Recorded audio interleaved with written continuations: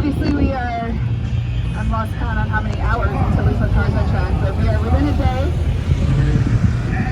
I'm excited to have everybody here. Just thank you first for making the trip. For those of you from out of town, for those of you who are local, thank you for joining us again today and for your support throughout the year.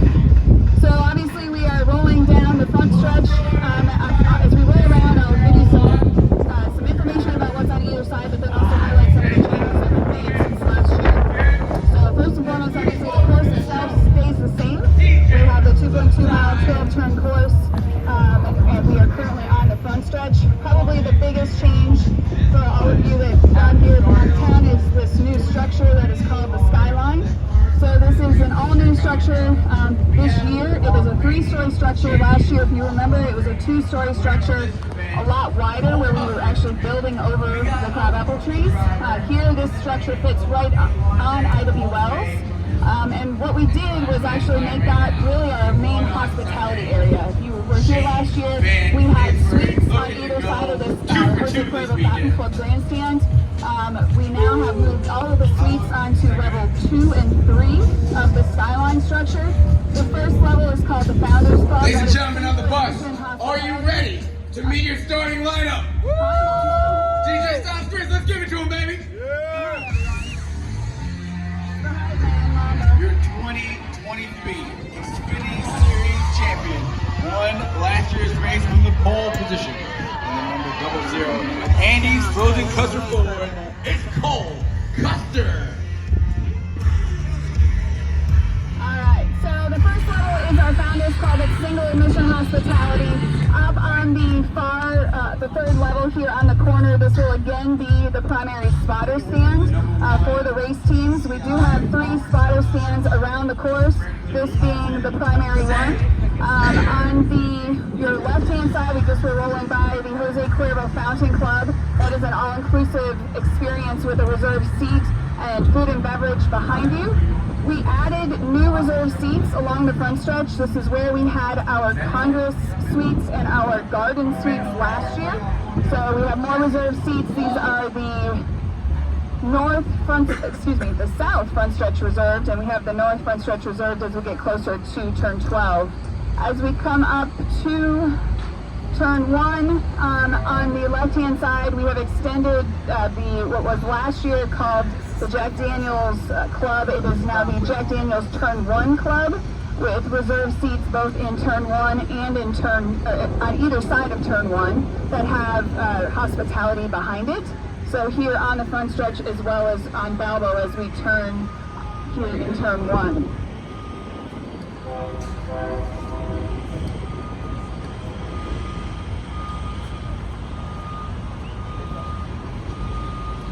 As we roll around, just from a build perspective, one of the things that we committed to our neighbors around the city is to make sure that we are as diligent as possible with the build schedule and the teardown schedule. So we were able to take 6 days off of that full schedule from the moment that we started putting that first barrier down to when that last barrier will be removed. That also applies to the park build.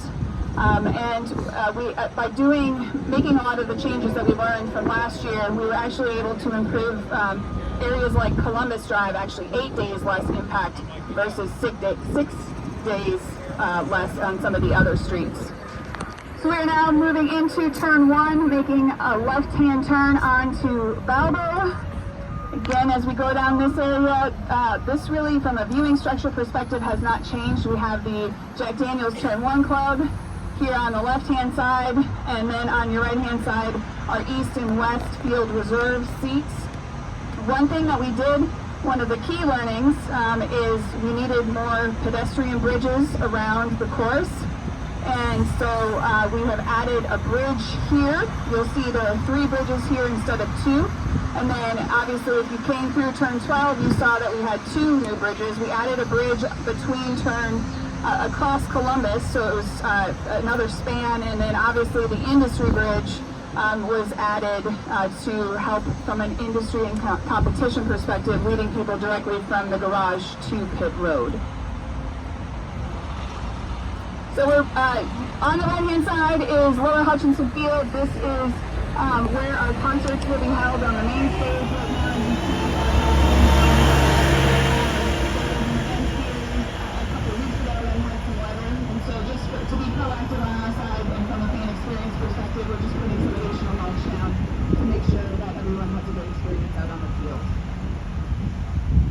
down on Lower Hutchinson Field, obviously that main stage. So we kick off there tomorrow with our Chicago House Music Showcase. It's the 40th anniversary of Chicago House Music. Really excited to have all of those individuals with us. From there we go to Chicago legend Buddy Guy. And then from there we go into our NASCAR Xfinity Series race, followed by the Black Keys, which is then followed by all of our NASCAR Cup Series drivers for a special driver reveal, and that leads into the Chainsmokers concert tomorrow. On Sunday we have Lauren Elena and Keith Urban that will open prior to the NASCAR Cup Series race. So now we are making a right-hand turn onto DuSable Lakeshore Drive. A new addition, as I mentioned, we moved some of those suites, or all of the suites, off of the east side of Columbus Drive. You will see on the left-hand side of the bus our new harbor suites. So this is, we have new suites that have been added. These were just installed last night. We closed DuSable Lakeshore Drive at 12:01 this morning. So those have all been loaded in over the last 12 plus hours. And are being prepped for our guests. And then they will actually load out Sunday night. Northbound DuSable Lakeshore Drive is scheduled to open on Monday. Obviously, as we are on DuSable Lakeshore Drive, this is our fastest part of the course, as the drivers tell me.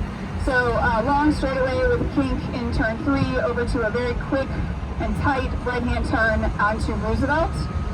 We have, just as a reminder, for those of you that were here last year, very similar stats from a barrier perspective. We have over 2,000 barriers that have been installed around the 2.2-mile course. We had 500 truckloads to bring them in. Obviously, they each weigh 10,000 pounds, so there are some weight restrictions with those trucks. So we've had crews working around the clock installing those barriers and placing the fencing in. Really, when we looked at the build schedule last year, we did a lot of the build. We would put the barriers in and then reopen with lane closures. What we really learned in the after-action exercise with our partners at the city was we could probably be more effective and tighten the windows if we actually just wait until we close the streets and then put the barriers in. It's obviously, then we can put more crews out there at the same time. That has been very well received by the community, and obviously it allowed us to save those 6 days off of the schedule.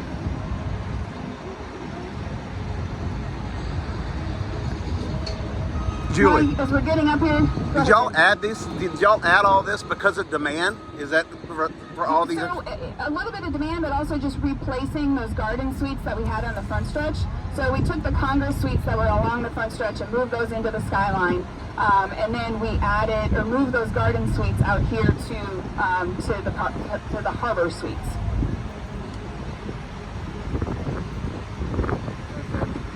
They are. Inside is air conditioned, obviously a great patio. Should be a really spectacular view for the guests that are here on DuSable Lakeshore Drive. The key with those obviously is making, like for us, it needed to be something we can load in very quickly and load out immediately after the event, and they've been great partners with us working on that. So as we come up now here on turn 3, you can see the close-up of the DraftKings stage. Again, that's the concert stage. It is the same stage that's used for the other events in Grant Park throughout the summertime. That's intentional to leave the stage in place just to save any unnecessary wear and tear on the park. And so we share that stage with the other partners that are using it throughout the summertime. The area back here on this grassy area behind the stage is our GA Plus area. So this is a dedicated area for GA customers. GA have really viewing areas around this quadrant of the footprint that we call the festival field. But our GA Plus area is just a little bit of an upgrade to that with dedicated food and beverage. They have their own TV or video board as well as their own restrooms.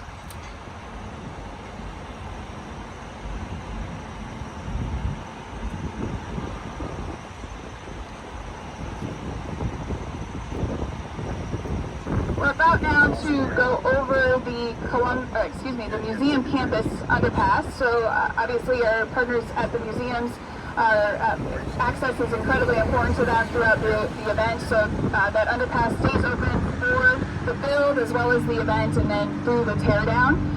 All of the museums are open this year. Obviously, the Field Museum with their Sioux graphics on the front, just an iconic view as cars are coming down DuSable Lakeshore Drive. We do have a south entry, so we have two entries from a ticket perspective. Our south entry here on the right-hand side, again, for anyone coming in from this end of the footprint. And then we have our north entry, which is in Butler Field. As we make our way here, we're going to make a quick right-hand turn onto Roosevelt. I'll talk a little bit about Butler Field. So Butler Field is our free experience. It's called NASCAR Village at Butler Field, and it is open to anyone who would like to attend. It's through inside the security checkpoints. It's an area that we've really focused on this year to continue to grow, and I'm going to pause for a minute. As you can see, John's beautiful big buses here, our spotter stands. So thank you, John. Again, another solution for us is being able to load in quickly and load out immediately after, knowing we want to open northbound DuSable Lakeshore Drive as quickly as possible after the event. So we just turned right onto Roosevelt, and we will have another quick right back onto Columbus that takes us north to turn 6. But back to Butler Field, so this is an area that, from a feedback perspective, people that attended the race last year were looking for more NASCAR education. Obviously, we had 85% of attendees were at their first NASCAR race last year. So we have our NASCAR experience. Those of you that travel the circuit are familiar with that traveling display and activation that is in Butler Field. We will have a number of different driver appearances, but then we will also have a lot of community acts, performers, etc., that will be on that stage. And then we also have worked with two local groups, the Chicago Loop Alliance as well as Joe Rand, to curate 3+ dozen local vendors, all representing the different Chicago neighborhoods from a food and beverage perspective, but also from different retail and different products that they're selling. So really excited to have them in there. There's an amazing banner in there made by our partners over at After School Matters. The youth designed that as one of their graphic design courses. We've got merchandise in there and a lot of other activations as well. And again, that's free to the public.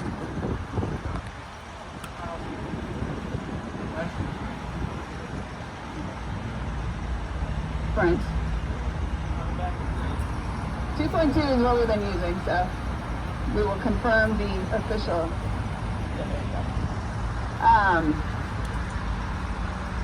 Good question.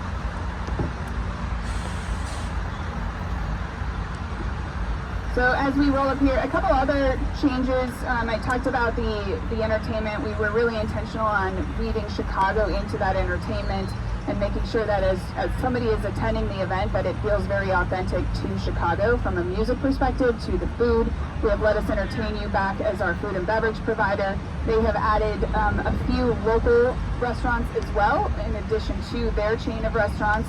And we've added Bronzeville Winery, Lexington Betty, and Josephine Southern Cooking to the inside of the footprint, in addition to those 12 food and beverage vendors that we have out in Butler Field.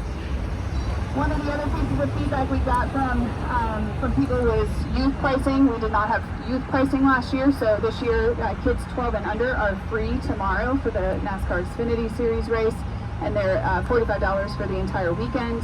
And then the last thing was single day tickets. Last year we really packaged this event as that festival model where it's a 2-day ticket. We do have single day tickets available this year for general admission areas as well as some of our premium areas.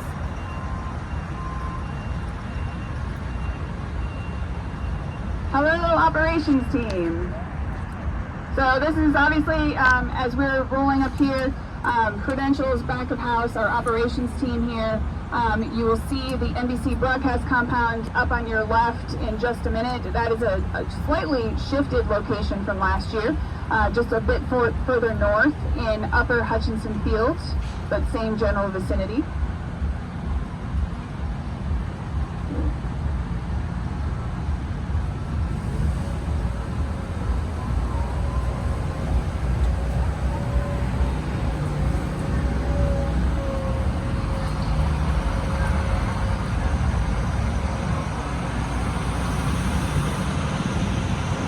Up here on the left-hand side, for those of you that can see on the wall, again, one of the things that we did this last year was have some of our local artists be part of some of the signage around the footprint.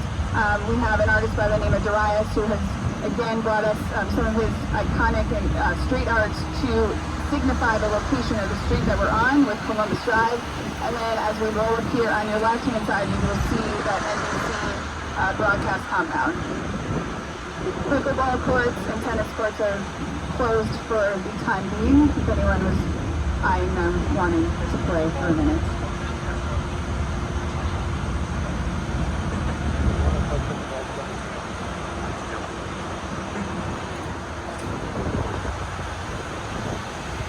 We drove by a bunch of the tire packs. Obviously our team is finishing installing those.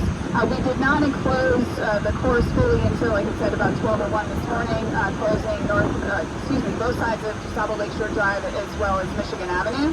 So we have over 100 tire packs that will be placed around the footprint in those turns specifically, in addition to those concrete barriers with the 8-foot fence on top of it.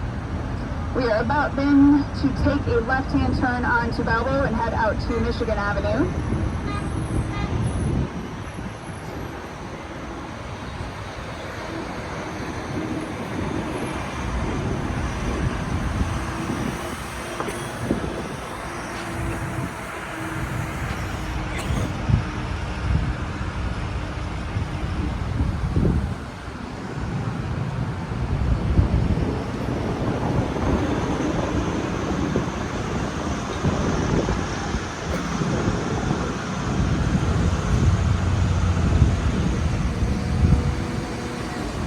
Last year, 85% of our attendees were at the first NASCAR race. We also had last year ticket holders that represented 15 different countries from around the world. Really proud that this year we have representation from 23 different countries. So great increase. Again, for us, this event is about driving tourism in addition to introducing our sport to a new audience. So excited to welcome all those individuals from around the country, or around the world, to Chicago.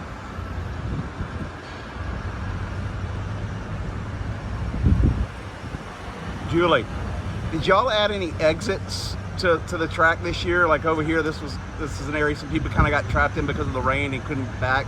Did y'all? So we do have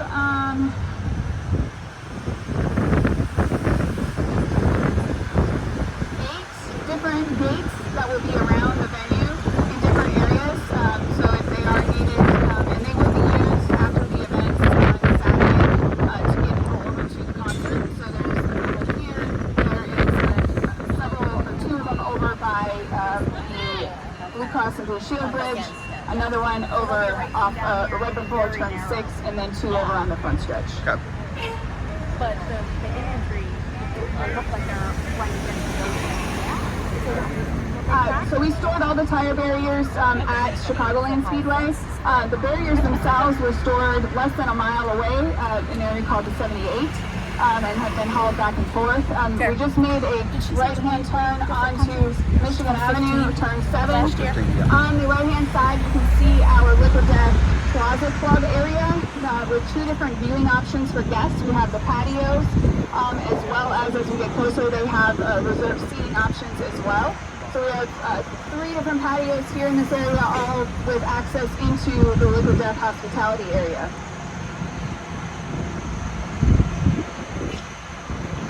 Heading now into turn 8 up through Congress Circle. No really changes to the viewing structures here in the circle with the different, there are 3 or 4 different structures in this area.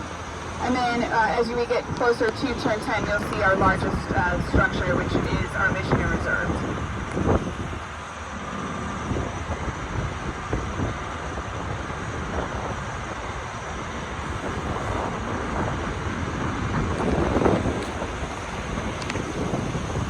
Yeah, up to the right, you can see the backside of the skyline, that access point for guests in that space. New this year as well, in addition to the structure, restrooms on each of the different floors for each of the guests.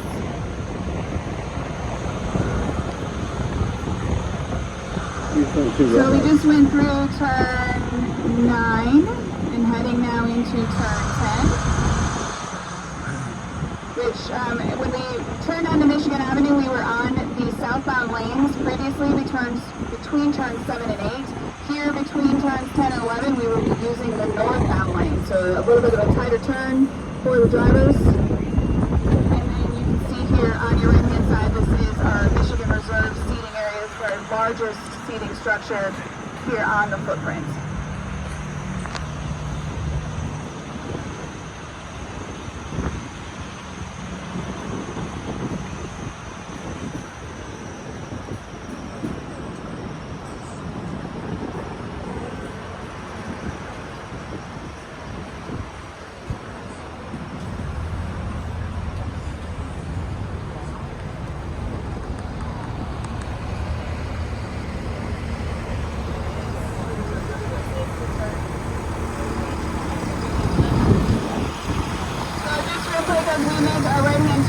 Turn 11, our third and final spotter stand is this rough colored building. It's just called the Symphony Center. The spotters will be using the balcony once again this year with a good view of turn 11, which came in handy for all of them last year, as well as turns 8, 9, and 10.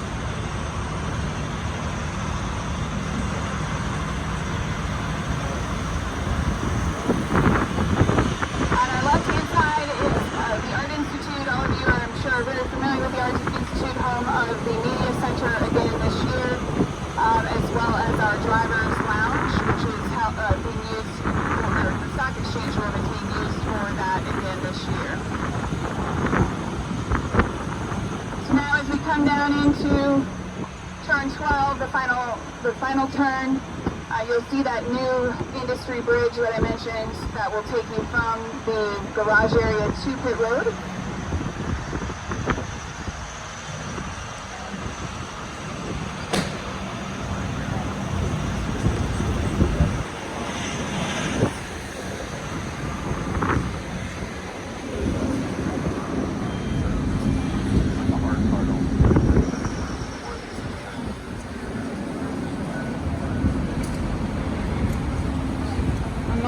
Back here on turn 12, obviously the NASCAR Cup Series garage off to our left, and the NASCAR Xfinity Series working off of Pit Road today and tomorrow.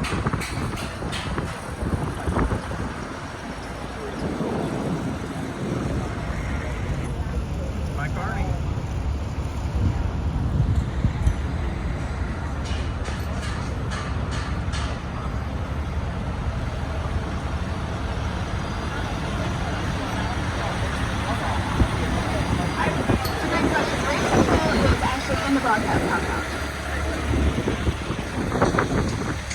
Hello, Mike Arning.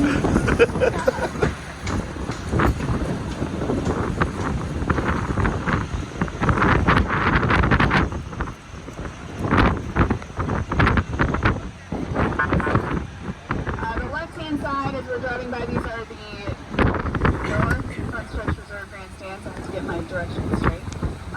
That are part of the new seating areas. Again, this was our garden suites last year. So with that, and you can actually see here up on, right as we're getting off one of those gates to the access gates, course access gates that we're using as needed to clear from the road. So with that, I just again want to just say thank you. This concludes your big bus tour of the Chicago Street Race. I appreciate all of you being here, certainly happy to answer any questions down below, but it's going to be a fantastic weekend. Weather looks great, probably just jinxed it, but I'm going with it. So we're just really proud to have everyone here, excited to have NASCAR in Chicago again, and I hope everybody has a great weekend. So thank you all. Thank you again, John and Sandra down below, our amazing driver. Thank you, Sandra. And thank you to Tyler Lockman of the Sports Commission, my hype person.